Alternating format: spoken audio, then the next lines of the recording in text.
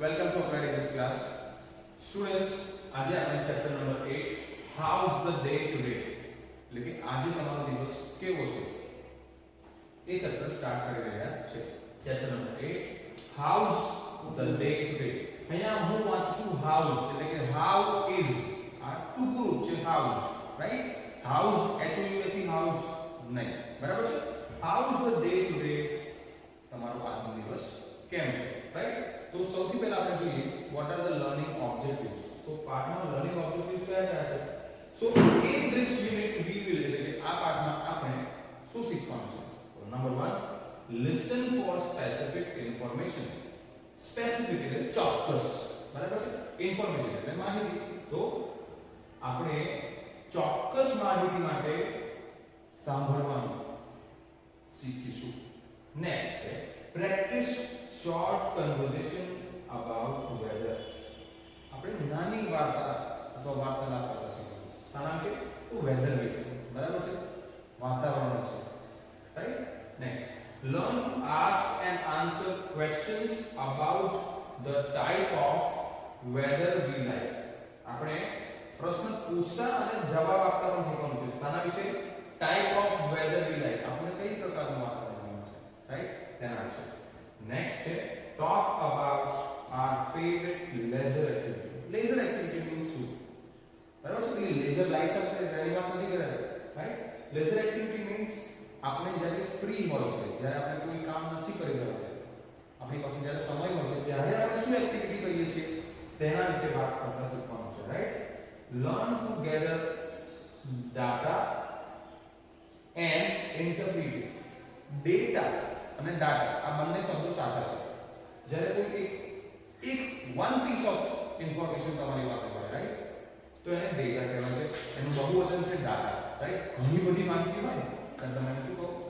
It's called data, right? તો learn to gather.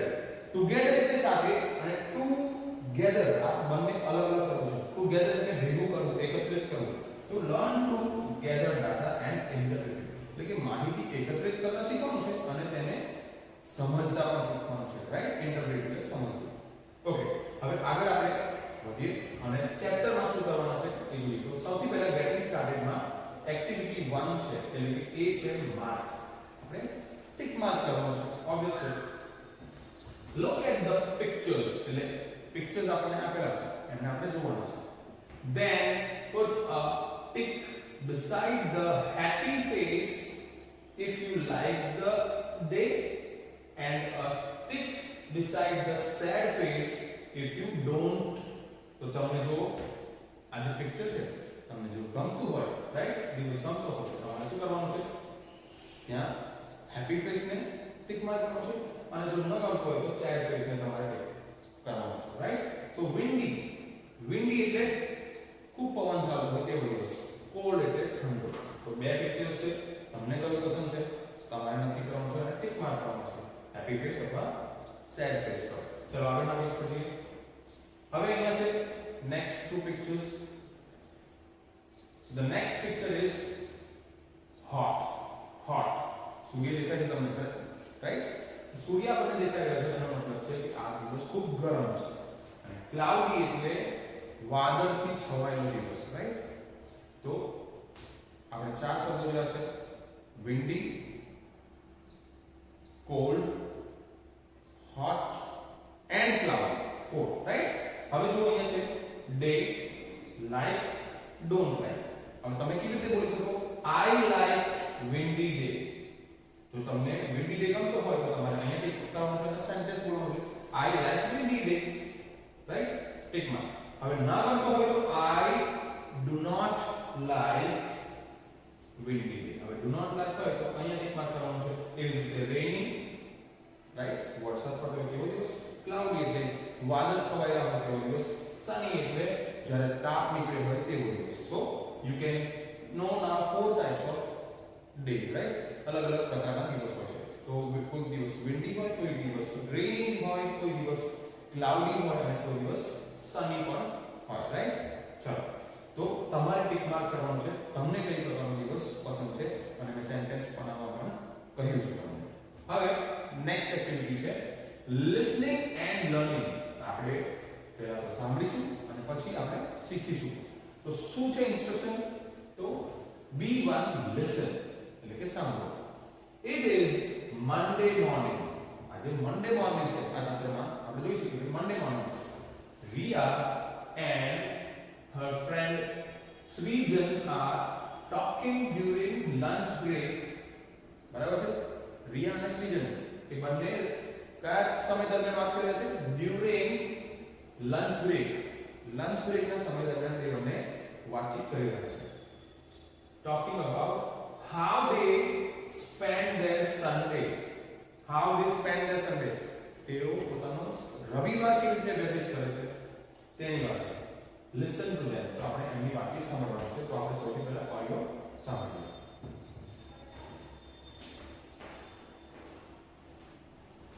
It's Monday morning. Riya and her friend Srijan are talking during lunch break about how they spent their Sunday. Listen to them.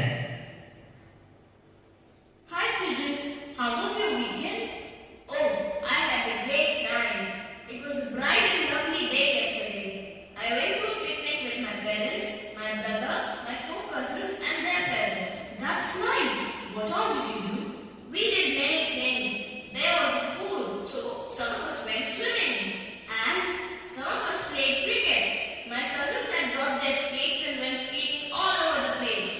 wow, And that's not all. Even in the afternoon, it wasn't very hot. It was a bit cloudy. so what did you all do? We played lots of indoor games. Chess, carom, damsharaj, antakshari. And what did you do, Riya? In the morning, I arranged my cupboard and bookshelf. I helped mother in the kitchen a bit. You did a lot of useful things, Riya. And in the afternoon, I watched TV for a while. I read a storybook too. The evening was pleasant with a nice cool breeze. I went for a long walk with my mother. When did you all come back? We were back by 6 p.m. I was very tired. I had washed, ate, and slept early. I was in bed by 8 p.m. When did you sleep? Oh, we went out for dinner. I too was tired and slept soon after we came back. Okay students, તો તમે સાંભળ્યું કે રિયા અને તેનો friend સૃજન તે બંને પોતાનો રવિવાર કેવી રીતે વિતાવ્યો. હવે તમારે પણ વાત કરવાની છે તમે તમારો જે સન્ડે છે કેવી રીતે વિતાવો છો. હવે તમે એક શબ્દ સાંભળ્યો હોય તો કૂલ બ્રીઝ. કૂલ બ્રીઝ એટલે કે ઠંડો પવન, રાઈટ? કૂલ બ્રીઝ આ એક નવો શબ્દ તમારી માટે થઈ શકે. કૂલ એટલે ઠંડો એ તો તમને ખબર જ છે. બ્રીઝ એટલે પવન, હવા, રાઈટ? ચલો નેક્સ્ટ પેજ પર જઈએ, પેજ નંબર 64 પર. હવે આપણે શું કરવાનું છે? Let S see the instruction. હવે આપણી પાસે એક રાઇટિંગ એક્ટિવિટી છે. રાઇટિંગ એક્ટિવિટીમાં એક્ટિવિટી B2 માં સોર્ટ કરવાનું છે. બરાબર છે? સોર્ટ આઉટ કરવાનું છે, અલગ પાડવાનું છે. Listen to the conversation again. હવે આપણે વાતચીતને ફરીથી સાંભળવાની છે, જે આપણે ઓલરેડી સાંભળી ચૂક્યા છે. Here is a list of the things that Srijan and Riya did. Srijan અને રિયાએ જે કામ કર્યા એ બધાની અહીંયા એક લિસ્ટ આપણી પાસે છે, right? What did Srijan do? What did Riya do? સૃજને શું કર્યું અને રિયાએ શું કર્યું? બરાબર છે? રાઈટ. S for Srijan. સૃજન માટે આપણે S લખવાનું છે અહીંયા બોક્સમાં, અને and R for Riya against each thing. તો આમાંથી જે ક્રિયાઓ રિયાએ કરી છે તેની સામે R લખવાનું છે બોક્સમાં, અને જે ક્રિયાઓ સૃજને કરી છે તેની માટે S લખવાનો છે. તો જુઓ આપણી પાસે કયા કયા સેન્ટેન્સીસ છે. ચાલો એક વખત રીડ કરીએ, થોડું સ્ક્રોલ અપ કરીશું. Yeah, yes, we have 12 sentences, right? Number 1, went for a picnic, read a storybook. હવે સ્ટુડન્ટ્સ તમને થશે કે રીડ કેમ નથી વાંચ્યું? તો તમે જાણો છો કે રીડ એનું ભૂતકાળ છે રેડ, READ. બંનેનો સ્પેલિંગ તો એક જ છે, પણ જો તમે કોઈ ગઈકાલે વાંચ્યું હોય તો તમે રીડ નહીં બોલો, તો તમે શું બોલશો? તમે બોલશો I read a story book. So read a story book, played chess, carom, went swimming, helped mother in the kitchen, played cricket, football, watched television, went skating, went for a walk, went for dinner, slept early, arranged cupboard or books shelf. Right? હવે એક શબ્દ મારે તમને સમજાવવો છે. તમે જુઓ આ મેં વાંચ્યું છે 5 નંબરનું સેન્ટેન્સ છે એમાં એક શબ્દ છે કિચન. રાઈટ? કિચન અને કીચેન એ બંને અલગ અલગ શબ્દો છે. રાઈટ? તમારી પાસે જો બાઇકની ચાવી હોય કે પછી તમારા ઘરે કાર હોય તો એની ચાવી હોય તો તમે કિચન રાખો છો કે કીચેન રાખો છો? તમે રાખો છો કીચેન. K E Y key C H A I N chain, keychain and kitchen both are different words. બંને અલગ અલગ શબ્દો છે. So we are talking about kitchen. Kitchen is રસોડું and keychain એ તમારા ચાવીને લટકાવવા માટેનું એક સાંકળ જેવું કંઈ હોઈ શકે છે. રાઈટ? તો keychain and kitchen આ બંને અલગ અલગ શબ્દો છે. હવે તમે ઓડિયો આગળ મેં જે તમને સંભળાવ્યો છે રાઈટ તે ઓડિયોને તમારે રિવાઇન્ડ કરીને ફરીથી સાંભળવાનું છે. બરાબર છે? તે જ ઓડિયો તમારે ફરીથી સાંભળવાનો છે અને પછી આ આન્સર્સ જાતે ટિક માર્ક કરવાનો છે. રાઈટ? હવે આપણે નેક્સ્ટ એક્ટિવિટી તરફ આગળ વધીએ. ઓડિયો તમે પહેલેથી જ સાંભળેલો છે, તમારે એ જ ઓડિયો સાંભળવાનો છે અને ફરીથી આન્સર્સ S અને R બેમાંથી જે ઓપ્શન ચાલતો હોય તે લખવાનું છે. ઓડિયો હું ફરીથી પ્લે કરી રહ્યો નથી. નેક્સ્ટ એક્ટિવિટી છે activity B3 answer. Right? Answer એટલે જવાબ આપવાનો છે. Surya went to Gangtok and Darjeeling this summer. તો સૂર્ય ગેંગટોક અને દાર્જિલિંગ બંને જગ્યાએ ક્યાં ગયો હતો? ક્યારે ગયો હતો? સમરમાં. એટલે કે આ ઉનાળામાં ગયો હતો. ગયો હતો. કેવી રીતે ખબર પડી? ક્રિયાપદનું ભૂતકાળનું રૂપ આપ્યું છે. ગોનું ભૂતકાળ went. Right? Listen to Surya talk about his holiday. સૂર્ય તેની રજાઓ વિશે વાત કરી રહ્યો છે, આપણે એને સાંભળવાનું છે. Then answer the question. અને ત્યાર પછી આપણે આ પ્રશ્નનો જવાબ આપવાના છે. તો શું કરીશું? આપણે ઓડિયો સાંભળીશું. એના પહેલા હું તમારી માટે પ્રશ્ન રીડ કરી દઈશ. ઓકે. તો number 1, which cities did Surya visit? સૂર્યાએ કઈ સિટીઝ એટલે કે શહેરોની મુલાકાત લીધી. હવે આન્સર જ્યારે તમે લખશો તો ત્યારે તમે શું કરશો? સૂર્યા વિઝિટ નું ભૂતકાળનું રૂપ લખવું પડશે તમારે, કારણ કે ડીડ આપ્યું છે સેન્ટેન્સમાં. સૂર્યા વિઝિટ નહીં લખવાનું, Surya visited ed. Right? Surya visited પછી જે સિટીઝ હોય તેના નામ. Next, Gangtok is in which state? Okay, Gangtok is in which state? Gangtok કયા રાજ્યમાં છે? તો આન્સર આવશે Gangtok is in blank state. જે સ્ટેટ હોય તેનું નામ. Next, how many days did Surya and family spend in Gangtok? તો સૂર્ય અને તેની ફેમિલી એટલે કે તેના કુટુંબે ગેંગટોકમાં કેટલા દિવસ પસાર કર્યા? Right? So Surya and his family અથવા Surya and family spend નું ભૂતકાળ લખવું પડશે તમારે. તો spend નું ભૂતકાળ છે S P E N T. spent પછી number of days તમારે લખવાનું છે અને પછી લખવાનું છે in Gangtok. ચલો નેક્સ્ટ, નંબર 4 ક્વેશ્ચન છે in which place did it rain heavily? તો કઈ જગ્યાએ ખૂબ ભારે વરસાદ પડ્યો હતો? તો એનો આન્સર આપણે લખવાનો છે. હવે ડીડ ફરીથી છે, રેન નું ભૂતકાળ લખવું પડશે. it rained R A I N E D. it rained heavily in પછી જે સ્થળનું નામ છે તે. નેક્સ્ટ છે which place is famous for a beautiful view of sunrise? કયું સ્થળ સૂર્યાસ્ત માટે, સુંદર સૂર્યાસ્ત માટે જાણીતું છે? નેક્સ્ટ છે what did they buy for their friends and relatives? તેમણે તેમના ફ્રેન્ડ્સ એટલે મિત્રો અને સગા સંબંધીઓ માટે શું ખરીદ્યું? buy નું ભૂતકાળનું રૂપ છે bought. તો they bought B O U G H T. પછી જે વસ્તુઓ ખરીદી હોય તેના નામ લખવાનું છે. નેક્સ્ટ છે number 7, which two temples did they visit? તેમણે કયા બે મંદિરોની મુલાકાત લીધી? તો આન્સર કેવી રીતે લખવાનો છે? જેમ પહેલામાં લખેલો they visit ના they visited. રાઈટ? પછી temples નામ. how many days was their holiday? તેમની જે રજાઓ હતી કેટલા દિવસની હતી? તમારે નંબર ઓફ ડેઝ લખવાના છે. ચલો તો હવે આપણે ઓડિયો સાંભળીએ, આગલા પેજ પર જઈએ. ઓકે, તો હવે આપણે સ્ટાર્ટ કરીશું went to Gangtok and Darjeeling this summer. Listen to Surya talk about his holiday. Then answer the questions. This summer, we went to Gangtok. It's the capital of Sikkim. We stayed at an hotel. We went to different places in and around Gangtok. We visited the Char Dham temple. It was beautiful. We could see the snow-covered Himalayas and the Indo-China border. We were there for 5 days. From there, we went to Darjeeling. It rained heavily, but we still managed to go sightseeing. We saw the sunrise at the famous Tiger Hills in Darjeeling. We also went to Nigacholing Monastery. It was beautiful. From Darjeeling, we bought tea, dry fruits, and lots of other gifts for friends and relatives. We stayed there for 3 days. We went to Kolkata for 2 days. We visited the Kali temple and the Ramakrishna Mutt. We had a wonderful holiday. Okay students, તો હવે તમારે શું કરવાનું છે? આ answers આપવાના છે.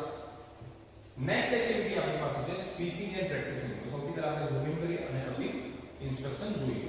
સો C1 ask and answer. ask પૂછવાનું છે અને પછી તેના જવાબ પણ આપવાના છે. ઓકે, સો ઇન્સ્ટ્રક્શન છે read this conversation between Pranav and Pooja. Pranav અને Pooja બંને વાતચીત કરી રહ્યા છે. આપણે એમની વાતચીત સાંભળવાની છે. સૌથી પહેલા આપણે જે પ્રેઝન્ટેશન ટિપ્સ છે તે જોઈએ. તો when we are describing something we use our hand movements to express our feelings. તો કોઈ વસ્તુ વિશે આપણે જ્યારે વાતચીત કરી રહ્યા હોય અથવા દર્શાવી રહ્યા હોય તેને ત્યારે આપણે શું કરીએ છીએ? આપણે આપણી હાથની મૂવમેન્ટ, બરાબર છે, આપણે હાથની હલનચલન કરીએ છીએ, જેમ હું કરી રહ્યો છું, રાઈટ? તો એવું કેમ કરીએ છીએ આપણે?